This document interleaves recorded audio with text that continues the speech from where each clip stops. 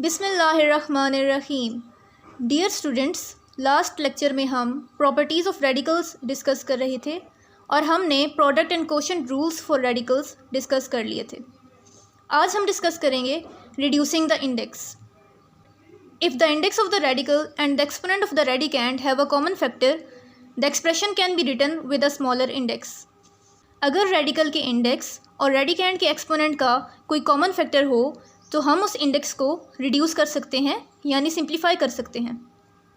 आइए इसको समझते हैं एग्जाम्पल से। फॉर एग्ज़ाम्पल, अगर 12th रूट ऑफ 9 की पावर 6 गिवन है तो इसको हम सिंप्लीफाई कर सकते हैं, क्योंकि यहाँ इंडेक्स और रेडिकैंड का एक्सपोनेंट इन दोनों का एक कॉमन फैक्टर है जो 6 है। तो इसको सिंप्लीफाई करने के लिए हम 9 की पावर 6 होल पावर 1/12 लिख सकते हैं, क्योंकि रेडिकल साइन को हम 1/इंडेक्स लिख सकते हैं। नेक्स्ट स्टेप में 6 और 12 सिंप्लीफाई होके 1/2 रह जाएगा, तो ये 9 की पावर 1/2 हो जाएगी और 9 की पावर 1/2 स्क्वायर रूट ऑफ 9 है। आइए इसको समझते हैं एक और एग्जांपल से। For example, 15th root of t की पावर 10 गिवन है, तो यहाँ रेडिकैंड का एक्सपोनेंट 10 है और इंडेक्स ऑफ द रेडिकल 15 है। 15 और 10 का कॉमन फैक्टर 5 है, तो ये भी सिंप्लीफाई हो सकता है। इसको भी हम सिंप्लीफाई करने के लिए t की पावर 10 होल पावर 1/15 लिखेंगे।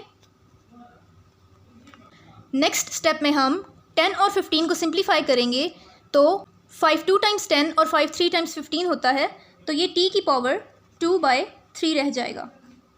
t की पावर 2/3 को हम t स्क्वायर होल पावर 1/3 लिख सकते हैं। होल पावर 1/3 का मतलब है कि ये क्यूबिक रूट को डिनोट कर रहा है, यानी ये इक्वल है cubic root of T square के। यानी रिड्यूसिंग द इंडेक्स में हम रेडिकल का इंडेक्स और रेडिकैंड का एक्सपोनेंट देखते हैं।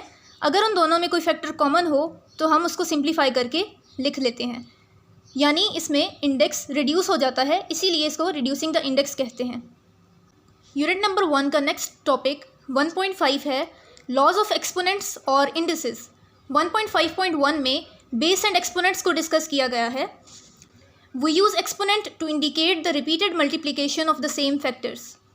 The exponent indicates that how many times a factor called the base occurs in the multiplication form.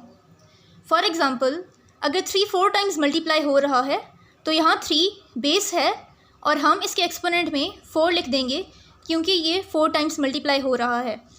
तो इसे कहते हैं बेस एंड एक्सपोनेंट्स। यानी अगर एक नंबर रिपीटेड टाइम मल्टीप्लाई हो रहा हो तो हम उसको in the form of exponent express कर सकते हैं। The expression 3 power 4 is an exponential form read as 3 to the 4th power, whereas 3 into 3 into 3 into 3 is the factored form।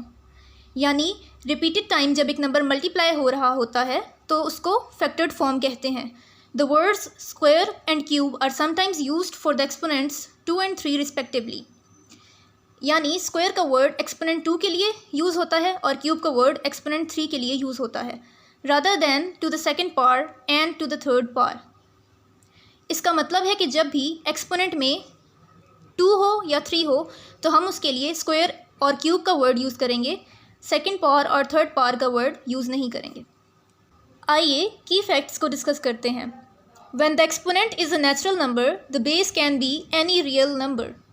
इस की फैक्ट के अकॉर्डिंग अगर एक्सपोनेंट में कोई नेचुरल नंबर हो, यानी अगर एक्सपोनेंट में 1 2 3 4 एंड सो ऑन कोई भी नेचुरल नंबर हो तो बेस कोई भी रियल नंबर होगी। We use an exponent as a convenient way to write repeated multiplication. और एक्सपोनेंट्स को हम यूज़ करते हैं ताकि हम रिपीटेड मल्टीप्लिकेशन को ईजिली लिख सकें। फॉर एग्ज़ाम्पल, अगर 3 10 टाइम्स मल्टीप्लाई हो रहा है तो हम 3 को 10 टाइम्स लिखने की बजाय 3 की पावर 10 लिख सकते हैं। तो बच्चों, आज का लेक्चर हम यहाँ एंड करते हैं। अगर आपको ये लेक्चर समझ आया है तो मेरी वीडियो को लाइक कीजिए और मेरे चैनल को सब्सक्राइब कीजिए। आप अपने तमाम क्वेश्चंस कमेंट्स सेक्शन में पूछ सकते हैं। इंशाल्लाह नेक्स्ट लेक्चर में हम रैशनल एक्सपोनेंट्स को डिस्कस करेंगे। तब तक के लिए अपना ख्याल रखिए। अल्लाह हाफ़िज़।